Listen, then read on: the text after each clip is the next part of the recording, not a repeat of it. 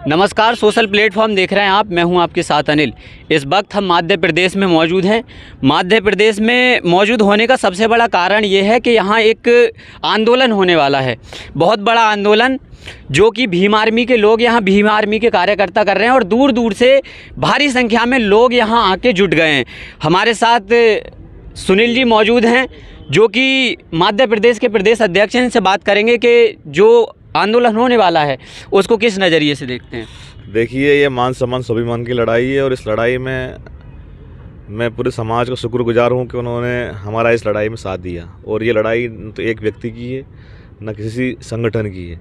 ये लड़ाई अंबेडकर मूवमेंट की है, ये लड़ाई आरक्षण की है, ये लड़ाई मान सम्मान स्वाभिमान की है।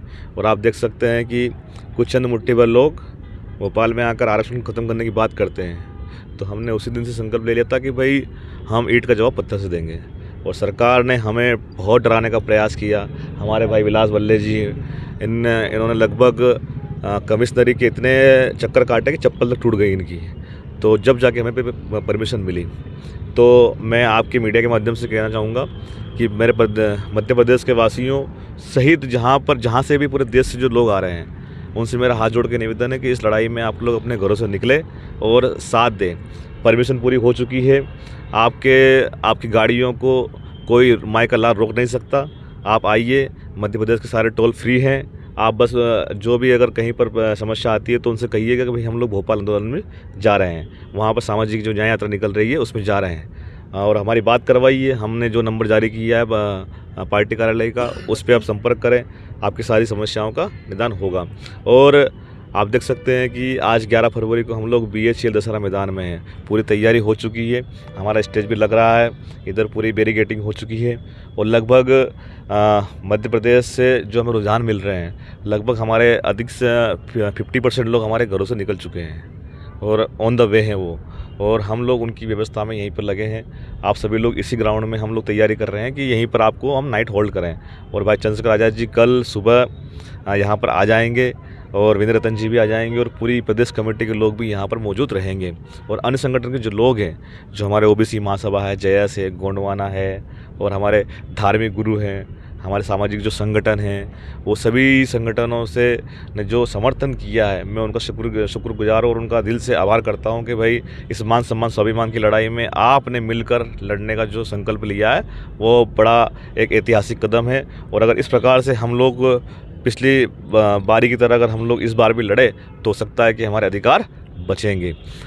सर, मेरा एक सवाल ये था कि लोग ज़्यादा से ज़्यादा संख्या में कभी देखा जाता है कि मुट्ठी भर लोग जो हैं वो हिंदू राष्ट्र की मांग करते हैं। अगर इस जो भारत है, इस भारत में धर्मनिरपेक्ष भारत है और इस भारत में सभी को अपनी अपनी बात रखने का अधिकार है।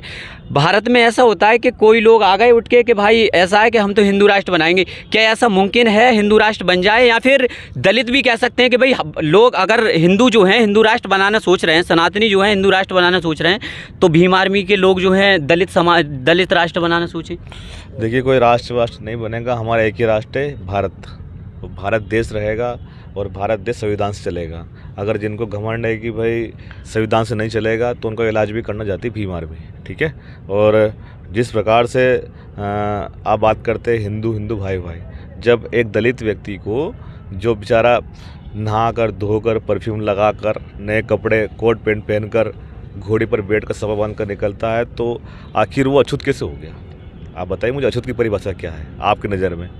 अछूत की परिभाषा उनको पता नहीं है और वो सिर्फ जातिवादी रवैया अपनाते हैं। दलित दूल्हे को घोड़े से उतारते हैं, मूछें रखने पर मारते हैं, है ना। कोई अच्छा कपड़ा पहन ले भाई, या उनके घरों के सामने से अगर महंगी कारों से निकल जाए या बुलेट से निकल जाए तो उनके पेट में दर्द होता है। तो ये झूठा पाखंड तो चलेगा नहीं देश के अंदर। और हम लोग संविधान को मानने वाले लोग हैं, और इस देश के अंदर अभी संविधान पूरा लागू नहीं हुआ है। 100% संविधान लागू करवा कर रहेंगे, 100% आरक्षण लागू करवा कर रहेंगे, जब तक कि हम लोग पीछे हटने वाले नहीं हैं। कुछ लोग कह रहे हैं कि भीम आर्मी लोगों को मुद्दे से भटकाने का काम कर रही है। अगर भीम आर्मी लोगों को मुद्दे से भटकाने का काम करती तो आज पूरा देश साथ खड़ा नहीं था भीम आर्मी के। मध्य प्रदेश के अंदर भाजपा और कांग्रेस की चूल्हे हुई हुई है। यहाँ पे उनको डर बैठ गया कि अब मध्य प्रदेश के अंदर एक तीसरा विकल्प मजबूती से खड़ा होने वाला है, और जिसका नाम है भीम आर्मी आर्य समाज पार्टी। उसके साथ में हमारे जो बड़े संगठन है जयस और OBC महासभा, हम लोग SC ST OBC अल्पसंख्यक समुदाय के लोग, हम लोग यहाँ पर मिलकर लड़ रहे हैं। तो पूरे देश को ये देखना चाहिए कि मध्य प्रदेश की भांति आप भी पूरे देश में एकजुट होइए और बहुजन राज को स्थापित करिए।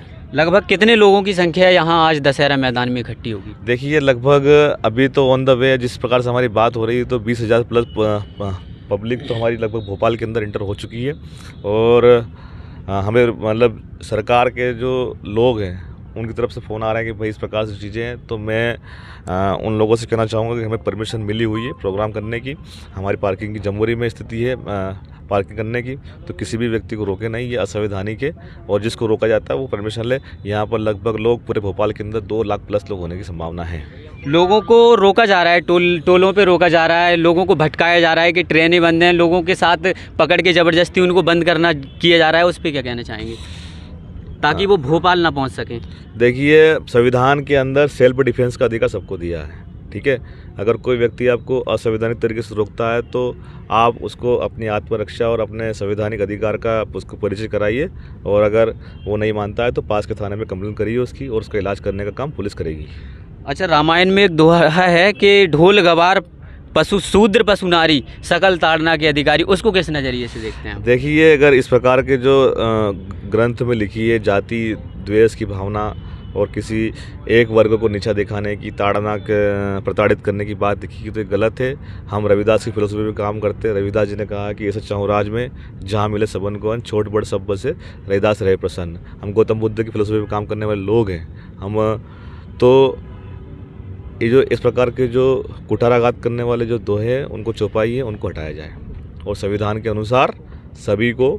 अब देखिए, अब हम बात करते हैं कि भाई ढोर गवाह शूद्र पशु नारी ये सब ताड़न के अधिकारी है ना, लेकिन संविधान के अंदर लिखा है कि अगर एक हिरण की भी हत्या की जाती है तो उसको जेल होती है, ठीक है। अगर एक पशु की भी हत्या होती है या उसको किया जाता है तो उसको भी जेल होती है। तो ये सब चीज़ें संविधान के अनुसार चलेंगी, किसी धार्मिक ग्रंथ के अनुसार नहीं चलेगी। जो लोग कहते हैं कि गीता पुराण से देश चलेगा, नहीं चलेगा। ये देश चलेगा भारत संविधान से। मोहन भागवत ने एक बयान दिया है कि जात जो है वो पंडितों ने बनाई है। हम तो पहले से ही बोल रहे हैं, हमारे बाबा साहब पहले से बोल के गए कि भाई यहाँ पर जो वर्ण व्यवस्था है, वर्ण व्यवस्था में जो ब्राह्मण क्षत्रिय वैश्य और शूद्र और आज का SC ST OBC अल्पसंख्यक, ये भाई कोई भगवान ने थोड़ी बनाया है, ये तो यहाँ के इंसानों ने बनाया है। यहाँ पर जो पृथ्वी पर जो भी रचित है वो सब इंसानों द्वारा रचित है। और अब ये जाति सिस्टम खत्म होना चाहिए। पूरा देश का युवा चाहता है, चाहे वो किसी भी वर्ग का हो, वो चाहता है कि देश के अंदर जातिवाद खत्म हो। और जो बाबा साहब अम्बेडकर ने समतामूलक समाज की स्थापना की है उसके अनुसार चले। अरे भाई, आरक्षण की क्या बात करते हो? आप जातिवाद खत्म कर दो, हम आरक्षण आपके मुंह पे मार देंगे। हम सक्षम हो चुके हैं। अब आज हमारा व्यक्ति अपने मान सम्मान स्वाभिमान की लड़ाई लड़ने के लिए पहले भी कुर्बान हुआ था और आज भी कुर्बान है। लोग लगातार आरोप लगा रहे हैं कि आप लोग आरक्षण का मज़ा ले रहे हो, इसलिए आप ऊंचे उठ रहे हो, और जो पहले से ही हैवी थे, जो पहले से अच्छे थे, उनको आप डाउन करते जा रहे हो। देखिए, कहीं ना कहीं कुछ हद तक उनकी बात सही भी है। सही इसलिए कि भाई हमारे समाज के अंदर एक वर्ग है। अब हमारे समाज नहीं, पूरे समाज के अंदर 2 वर्ग बन चुके हैं। एक जिसके पास ज़्यादा पैसा है, वो जो काफ़ी धनाढ़ है, लेकिन जब उसके अधिकार ख़त्म होते हैं तो वो घर से बाहर नहीं निकलता। घर से बाहर हमारे जैसे लोग निकलते हैं जिनके पास कुछ, जब देखिए ये हमारा छोटा भाई है, ये हाँ पृथ्वीराज, कहाँ से आया भाई? भिंड से। कहाँ से आया? भिंड से आया है। तो अगर आप देखेंगे इसका बैकग्राउंड तो कोई सरकारी नौकरी नहीं है, लेकिन जब अधिकार की बात है सबसे पहले ये खड़ा हुआ है। तो ये उन लोगों को सोचना चाहिए जो IAS IPS बन गए हैं, जो बाबा साहब अम्बेडकर के रहमो करम के चलते वो लोग उस मुकाम पर पहुंच चुके हैं और आज इस आरक्षण बचाने की लड़ाई में साथ नहीं दे रहे, अपने घरों में बैठे। उनको चुल्लू में पानी में डूबना बनना चाहिए। अगर इस देश के अंदर कोई आंदोलन चला रहा है तो वो बेरोजगार लोग चला रहे हैं, जिनको आज तक कुछ नहीं मिला। तो ये उनके खिलाफ भी हम लोग मोर्चा खोलेंगे बाद में, उनका इलाज भी किया जाएगा, लेकिन अभी उनका इलाज किया जाएगा जो आरक्षण खत्म करने की बात कर रहे हैं। 2024 के चुनाव को किस नज़रिए से देखते हैं? देखिए, 2024 तो बाद में, लेकिन 23 में हम मध्य प्रदेश के अंदर ट्रेलर दिखाएंगे और पिक्चर दिखाएंगे 24 में। और